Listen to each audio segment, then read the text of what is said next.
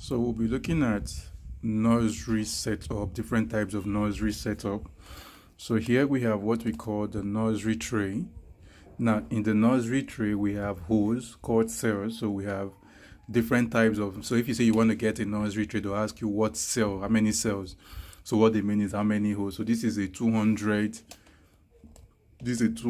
nursery cell nursery tray, 200 cell nursery tray. So you have 1, 2, 3, 4, 5, 6, 7, 8, 9, 10, and 20 across. It could be 72.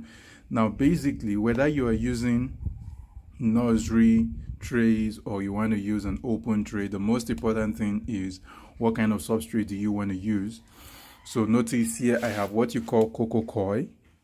So before you use cocoa coir, first fill up, you've gotten your already good cocoa coir, fill up the nursery tray, wet it before placing in your seeds. So here we have tomato seeds.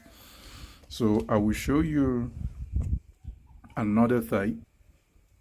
So here what we have, so let me open this up.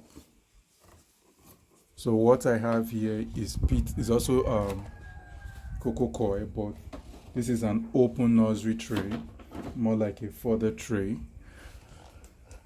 So if you look closely, you still see some of the seeds that were not properly buried.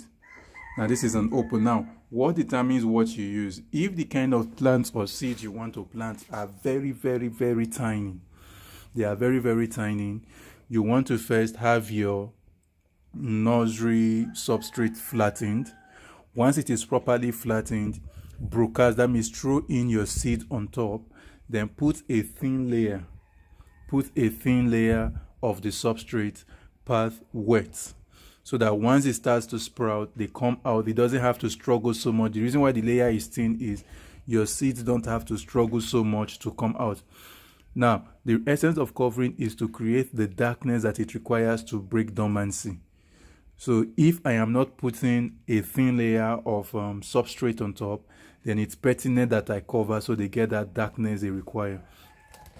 Now if you look closely on this part, what I have here is called peat moss or potting soil. This is your peat moss, different from your cocoa coir. So this is way more smoother and all, but notice I don't want to touch it because I know there are seeds on the inside.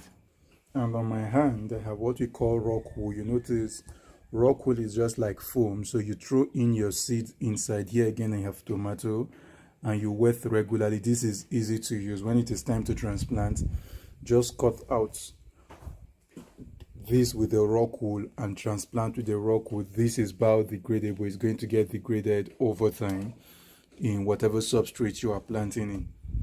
Then here we have what we call root plugs. Again, your root plug, if you look in, there is already a hole. So just find a place to hold this where this stands erect. Throw in your seed. It is moist already. Don't know if you can see the water, but it's moist. So normally before this gets dried out totally, just keep adding little water and your plant is good to go. So setting up a nursery is easy. You want to ensure that as your nursery is growing, one, you never allow the medium to get dried. You want to ensure the medium never gets dried. That is very important. You want to ensure your medium never gets dried. You want to ensure your medium never gets dried. That's extremely important.